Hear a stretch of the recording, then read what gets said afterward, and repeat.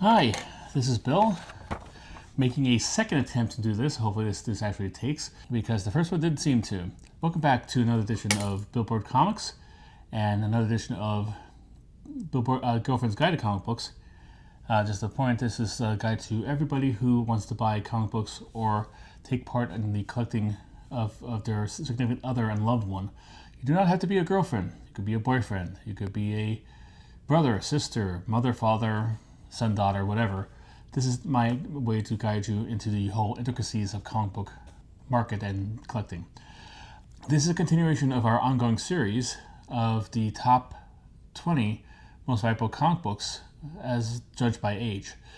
This week's age is going to be the Bronze Age, roughly around 1970 to around 1980, give or take. The information is, the list is taken from a list that's contained in the 2024 edition of the Overstreet Comic Book Price Guide.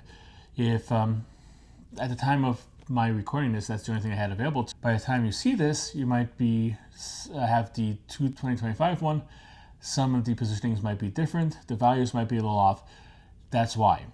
I'm going by the 2024, but this is just basically to give you a general guide of like what is the most expensive comic books per age. So if you're going to go buy one for your loved one, you have a rough idea of what to expect. To counteract and counterbalance this, I am going to give you a number of different two other pricing guides to pull and use for your own reference. One is a Key Collector. I'll give you the high and low that they recommend for these books, and also Comic Base database program. It's a one I've been a long time owner and buyer and supporter of, and I'll give you the high that they give you an option of like for each title to give you different grades. You can put the grades in and tell you what the price is. And for this purposes, I had the high as being a CGC 9.8. Why not CGC 10.0 or 9.9? Pretty hard to get those.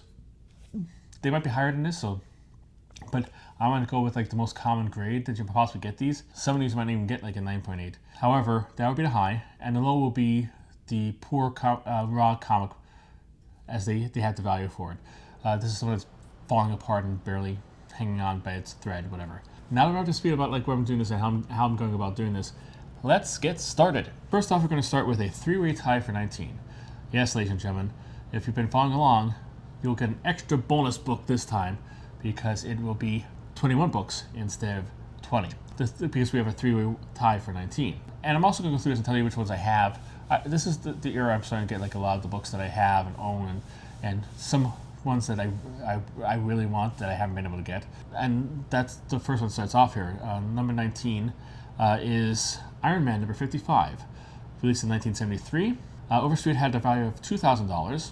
Key Collector has a high of $1.4 thousand and a low of $135. And Comic Base has a high of $2.45 thousand and a low of $53. Basically, this is the first appearance of Thanos, and also of Mentor and Drax and Star Fox and all those guys. A lot of the ones have become very important in Marvel Comics at the time, but also more important because they were the villains for the first chapter of the Marvel Cinematic Universe. This is one of my whales because I decided to actually try to collect complete series of comic books. Focus on them, try to get them as much as I can, and try to collect them and move on to the next one, move on to the next one, move on to the next one. Try to do it like stuff I could afford. First was Avengers. With help my wife, I got that taken care of. Next was Captain America. With help my wife. This is the whole reason we're doing a Girlfriend's Guide to Comic Books, is because of all the issues she had with knowing the intricacies of the comic book hobby and collecting hobby, that I wanted to do a guide for anybody who's in a similar position.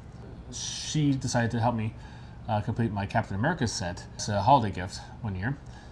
And after that, I decided to pick another Avenger, because Avenger is my favorite book, that I really liked. And could pick Thor, or I could put Outside the Avengers and then did Daredevil or somebody else like that.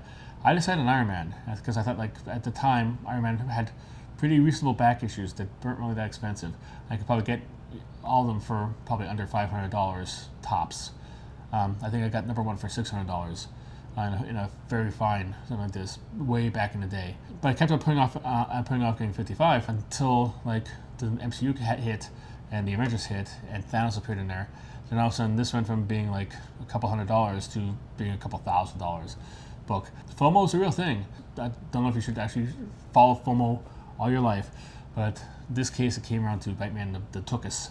Tied for 19 with it is a book that I actually do own. It's Hero for Hire #1.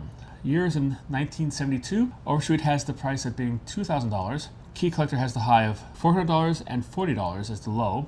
And Comic Base has the high of being $1,775,000 and a low of $24. This is, of course, the first appearance of Luke Cage. This is really, like, I keep on coming back to this, and I should probably try to actually do kind of like I think about this, the crossroads of comic books and history, because this came about probably because of the blaxploitation film genre of the 1970s. Where Shaft and Superfly were on the big screen, and like the black anti-hero was really big. And comic books are nothing if not an adaptive medium, if you will, to put it kindly.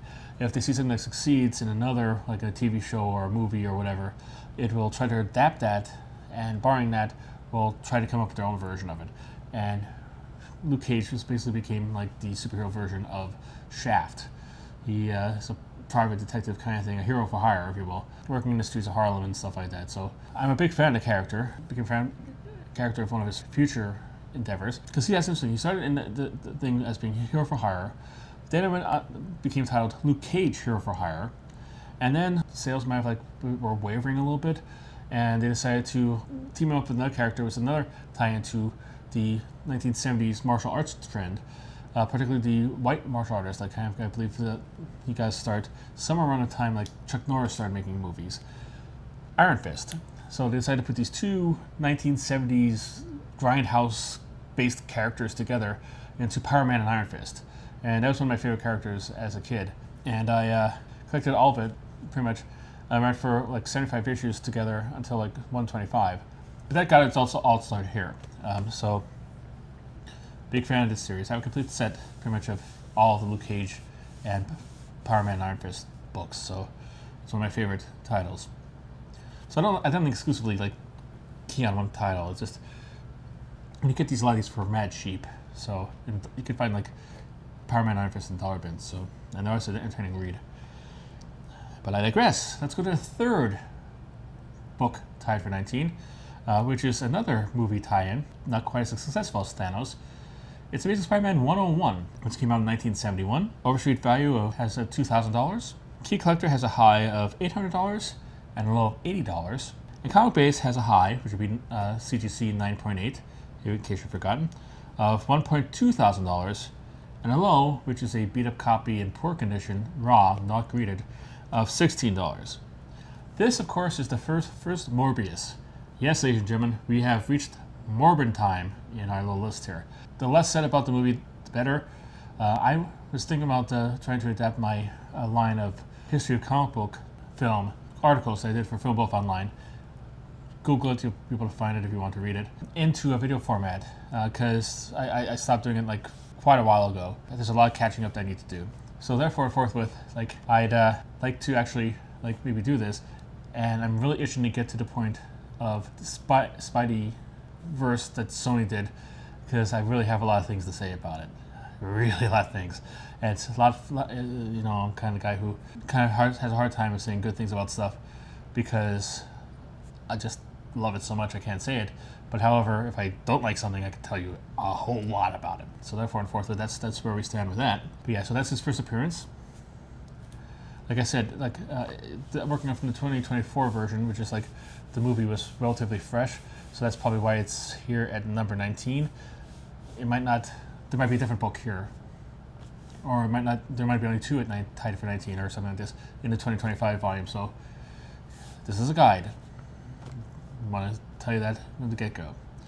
Next up, we have 3 Star Wars books. 2 are tied at 17, and we have another one at 16. But these aren't your normal Star Wars books. You think Star Wars would be a popular comic book because it was a pretty big title in the 70s. It kind of helped keep Marvel afloat during a time when it wasn't financially stable.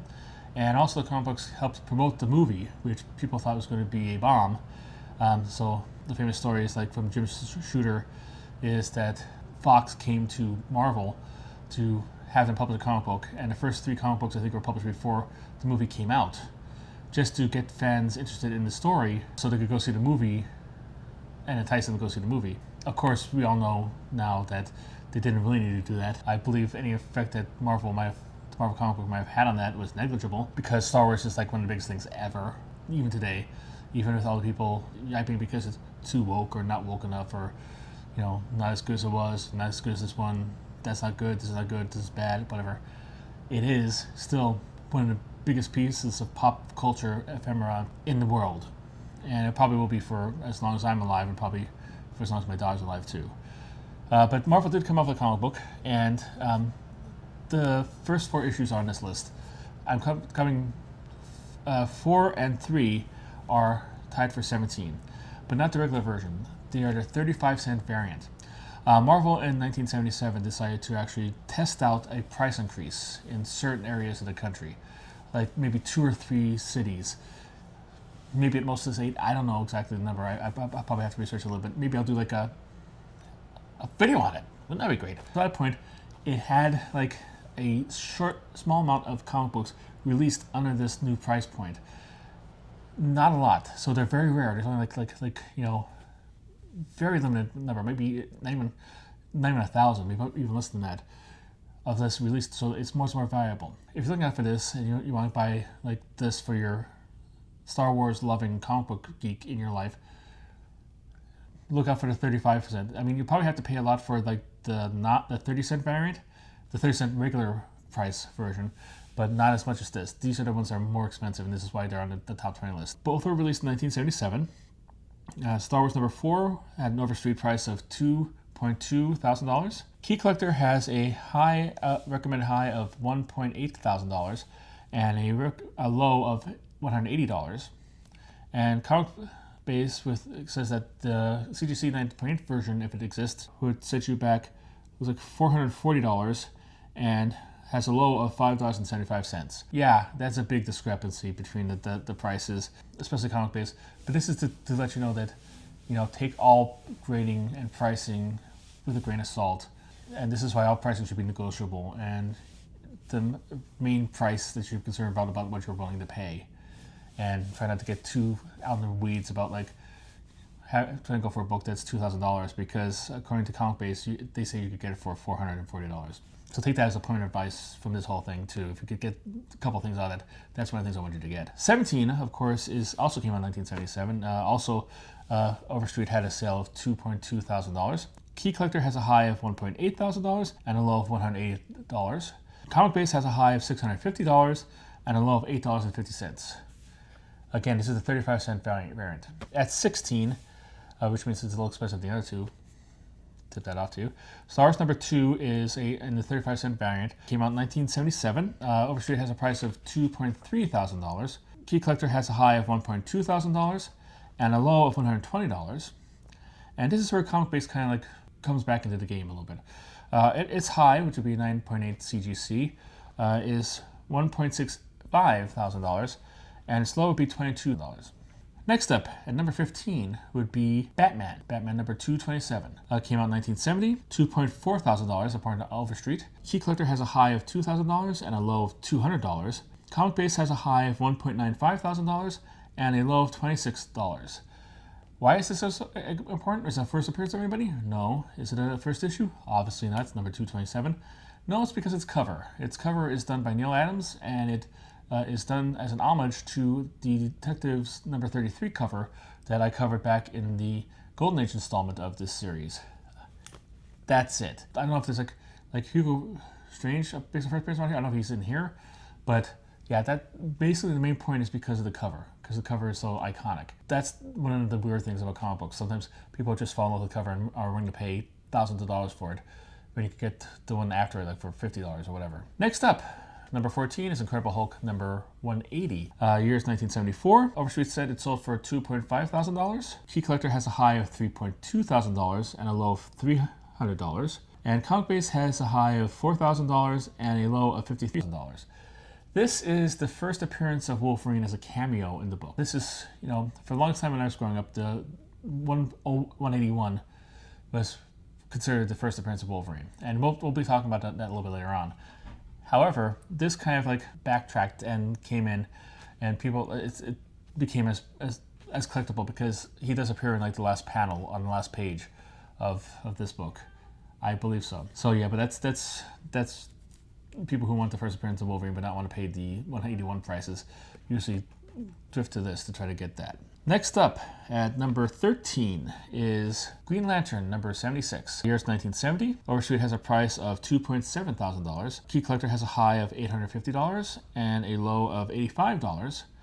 And Comic Base has a high of $1.4 thousand and a low of $19. This is the first appearance of the team of Denny O'Neil and Neil Adams on the Green Lantern title. It also is a change from Green Lantern to Green Lantern Green Arrow, as Green Arrow is added on as a co-lead for the series. And it's also considered by many to be the beginning of the Bronze Age. I personally believe the time when Jack Kirby left Marvel and started working for DC as being the start, because that's more of a seismic change. However, a lot of the start of these ages are up for debate and up for discussion, and if you think this is it and are willing to pay the premium of $2.7 thousand to get this book in high grade, more power to you. Next up, number 12, X-Men 94 from 1975. Overstreet has it as being $2.8 thousand. Key Collector has a high of $800 and a low of $80. Comic Base has a high of $2.02 thousand. Actually, the Overstreet is 2.8. I'm sorry, I missed my decimal point there. Has a high of $2.02 thousand and a low of $27. This is the first appearance of the new X-Men in the regular book. If you notice, the X-Men book started off in 1963, covered it last time. It went for a while, and it became less popular, it became bi-monthly, and towards the end of its life, it was being just housing reprints of the earlier issues, being published essentially just to keep the trademark up and running. They decided to give Len Wein and Chris Claremont and Dave Cockrum a shot at revamping the whole thing, and they came in and created a new X-Men in Giant Size X-Men number 1. Keep that title in mind because we're going to talk about it in a little bit, because there's nothing else to lose. What would they have to lose? They did. Became a moderate success. John Byrne came on with Chris Claremont, and the partnership sizzled, and they created legendary stories like the Dark Phoenix Saga and Days of Future Past, and all of a sudden, X-Men went from being on the verge of cancellation and being forgotten to being Marvel's number 1 property, hands down, best-selling in the comic book stores, adapted into movies and cartoons and a whole bunch of other stuff. So yeah, very interesting. But this is the second step in that success story and the rise from obscurity. And now we are heading into the top 10. Why are we heading to the top 10? Because we have a tie for number 10. First up is Tomb of Dracula number 10. This is from 1973. Overstreet has a price on this of $4,000. Key Collector recommends the high value as being $1.5 thousand and a low of $180. Comic Base has a high of $2.525 thousand. That's in if you get it in CGC 9.8, and a low of $34. Reason why this is on the list and so high is the first appearance of Blade. I'm sure you're seeing a trend of like people who have appeared in movies now during this era appearing on the list of the most valuable comic books, because it's an affordable way of like getting a pop culture icon, if you will, their first appearance in comic books. I'm certain a lot of these prices are determined not by hardcore fans, but probably casual people who came in who wanted to get into comic books for investing or whatever, and decided to focus on these. And these issues are less expensive than getting like the first appearance of Superman or Batman or Spider-Man. That's why it's at number 10. Blade, of course, appeared in three movies in the 90s and the early 2000s, and is supposed to have one coming up if they could ever get their act together and actually get it done. Really love to see Mahershala Ali do Blade. He's one of my favorite actors. He's a wonderful actor. He's a great actor. But he's getting up in years, and the longer they take, the less likely it's going to be that he'll be able to fight the vampires. I don't think there's any really age limit on being a vampire hunter. However, Blade is the kind of guy you need to have realistic expectations of him kicking butt and not wheezing afterwards. Tied for 10 is also the first appearance of another major one, and for my opinion, for my money, this is way too low. It should go much higher, but this is by what people spent on it, according to what Overstreet's canvassing of the market. So I can't really argue with it. It's Amazing Spider-Man 129 from 1974. Overstreet has a price of a high sale of it being $4,000. Key Collector has a recommended high of $2,000 and a recommended low of $200. And CBC high, which would be 9.8 CGC graded, as being $4,500, and a ran over by a bus, drugged through a puddle, and torn apart by a dog version, poor raw copy, $60. This is the first appearance of the Punisher, and arguably for me, I do like the Punisher, despite all my, he's not exactly the best character in the world. He's not exactly the most positive character in the world. He's kind of like, I like the theory of vengeance in my drama, and he is the vengeance incarnate for this. For me, he's like the second most important character to come out of the Marvel comics in this period, all comics for this period for that matter, and I don't know why this number one is so low. Works out for me because I don't have this copy yet, and this gives me hope that I can possibly maybe get it sometime. Maybe if this site takes off and I get millions of people. So subscribe, recommend me to a friend, help me get this comic book. You don't have to. I just hope you enjoyed what I'm giving you, and if you do, give me a thumbs up and a subscribe. It would be nice. And comment if you wanted to. Next up, Tied for 8, because this is the era of the ties, and this is another reason why it boggles the mind why this character is higher than the Punisher. It's the first appearance of a character, Werewolf by Night, number 32. Hardcore comic book fans already know who the character I'm talking about is, but I'll go through the rest of the information before I let you non-initiated no. Year came out was 1975. Overstreet value of $5,000. Key Collector has a high of $1,400 and a low of $135. Comic Base has a high, which would be a 9.8 in CGC, don't forget, of $5,300 and a low of $70. This is the first appearance of Moon Knight in comic books. And for me, for the impact, Moon Knight is a less important character than the Punisher. But obviously, whether you agree with me or not, that doesn't really translate into sales. And I imagine when this was collated by Overstreet, the Moon Knight TV series was still fresh in a lot of people's minds, and that's why this was going for that much. If you're looking at the 2025 one, this might not be as high or even on the list at all. Who knows? But yeah, that boggles the mind, even back then. Another one that boggles the mind a little bit is Tied for 8, Iron Fist number 14. This is up at a 35-cent variant. This is another one of those little variants, like the Star Wars ones we talked about, where it was very rare, floating the price increase to a certain amount of markets. It wasn't really published in a great number, so the rarities would make this more valuable than just the first appearance inside it. And there is a first appearance inside it. Obviously, it came out in 1977, just like the Star Wars ones. Overstreet has the value at $5,000. Key Collector has the high of $2,300 and a low of $225. Comic Base recommends the high of 9.8 CGC yada yada of being $7,500 and a low of $100. This is the first appearance of Sabretooth in comic books. Yes, Iron Fist does not rank to actually have a valuable comic on his own. His first appearance doesn't appear on the top 20, but a guy he fought once in his own title gets the nod. Sabretooth comes back during the Power Man and Iron Fist run, but his most claim to fame is when Chris Claremont, who I believe is a co-creator of the character, he was the writer on Iron Fist when he first appeared, introduced him into the Wolverine mythology as being Wolverine's brother. He was mysteriously his relationship. Like at the time, he was introduced. Could be his father, could be his brother, could be just somebody he knows. And from there, moved on to becoming his arch enemy, and that's why he became so popular, and that's why his first appearance became so valuable. More Random Punisher, I don't really buy, but like I said, numbers don't lie. Next up, a Gold Key comic, of all things, not DC or Marvel. It is a Scooby-Doo, number 1. Year 1970. Overstreet has a value of 5.5K. Key Collector has a high of 2,200 and a low of $200. Comic Base has a high, which would be 9.8 CGC graded, of 5.1 thousand, and a low, which would be falling apart, poor copy, and raw grade of $68. This is the first appearance of Scooby-Doo in comic book form. As a matter of fact, he was probably only recently, within a few years of his creation in cartoons by Hanna-Barbera. One of the most popular and enduring parts of popular culture, one of the most famous comic book characters to come out of the 60s and 70s, still is appearing today in movies, TV shows, and all kinds of stuff. That is probably why it's valuable.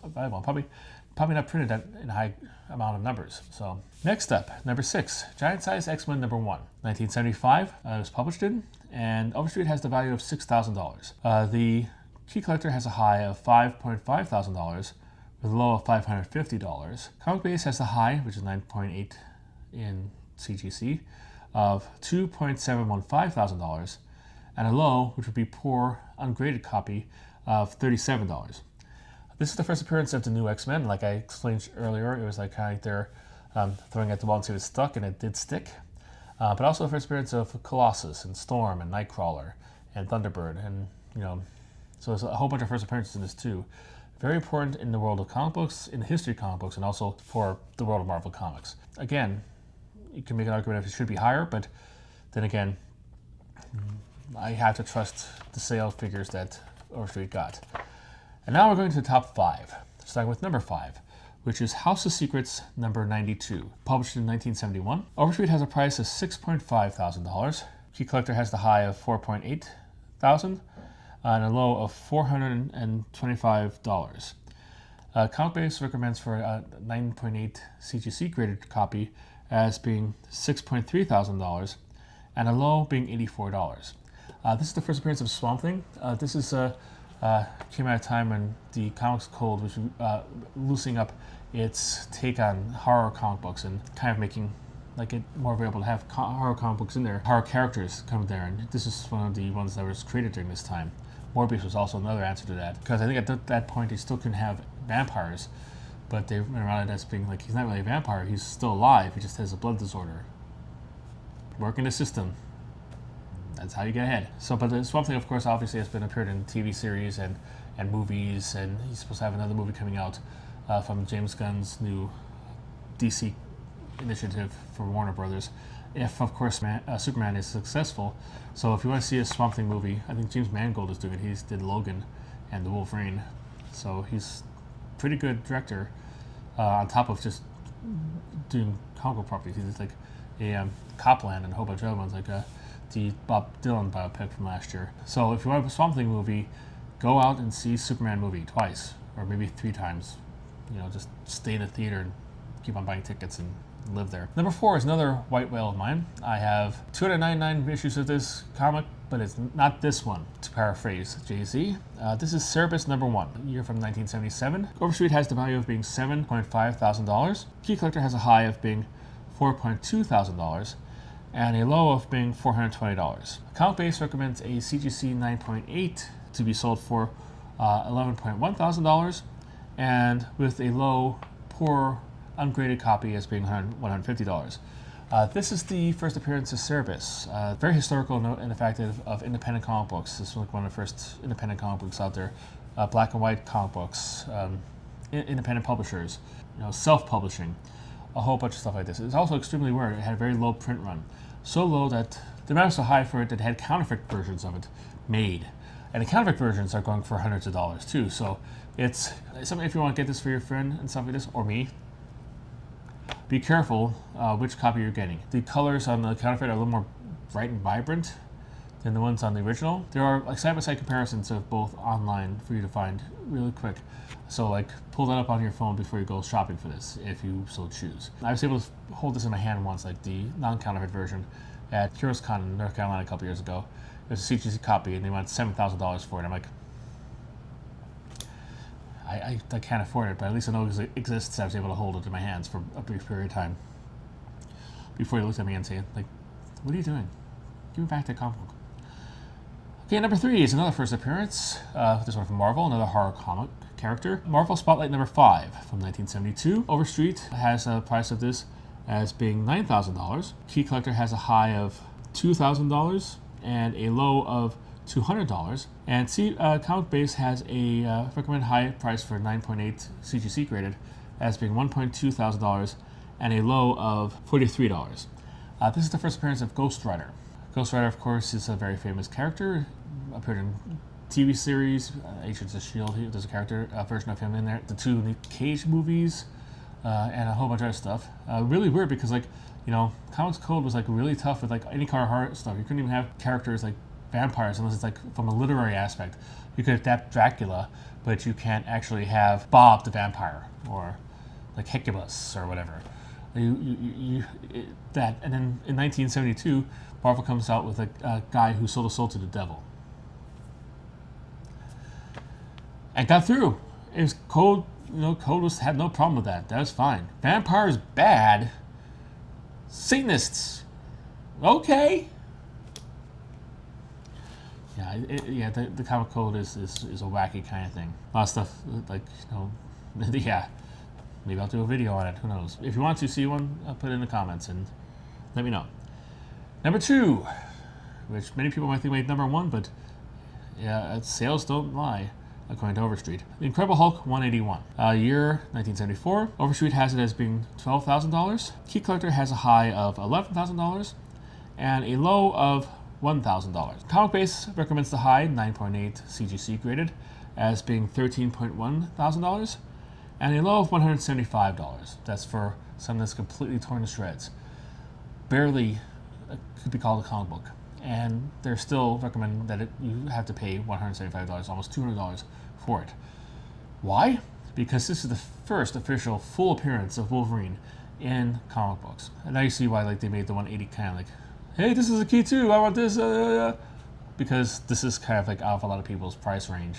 That's a lot more affordable until people started paying more for that. Now they're only a couple spaces away from each other in the top 20. This is a very interesting to be find in grade, because this also came out at a time when there's a program inside called the Marvel Stamp. Basically, it's a little piece of artwork, looked like a stamp in the comic books, which you are supposed to cut out and glue into a stamp book that Marvel sold to you.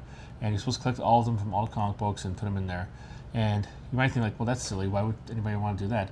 A lot of people did. A lot of kids. It was very popular with kids back there. Because don't forget, a lot of times in the 70s, like mostly adults are reading comic books now, but back then it's like still kids taking it and like, wow, this is cool. Yay, Shayna the She-Devil. Yay, put it in there. I'll get some paste and put it in there.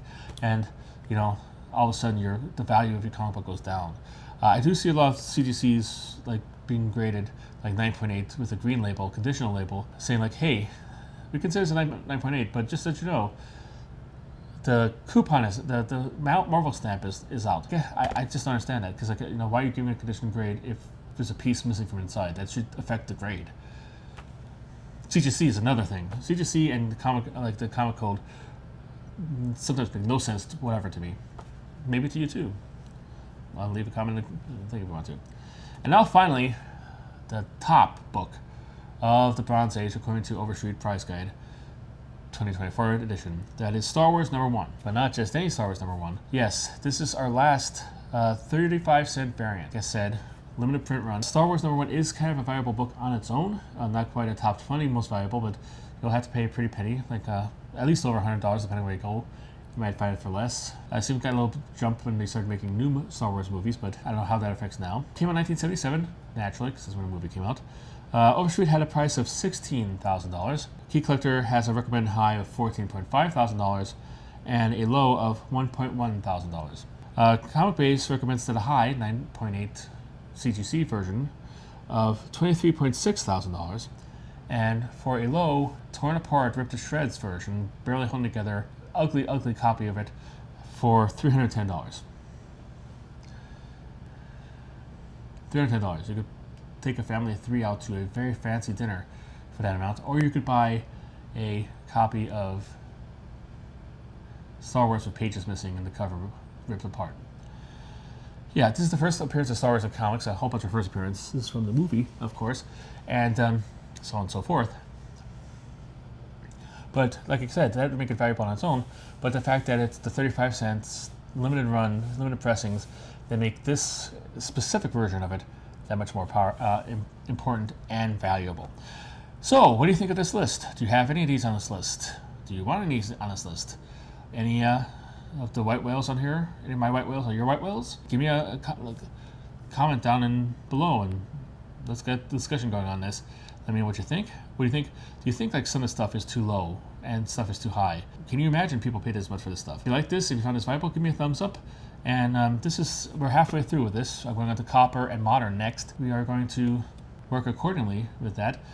So if you want to find out more about the most valuable comic books of history, subscribe and hit the little bell icon. A list of all my comic book is going to be on one side of my face, of all the Girlfriend's Guide to Comic Books, and the last installment, the Silver Age installment, will be on the other side of my face. So if you want to check those out, if not, may you go in peace and keep on collecting.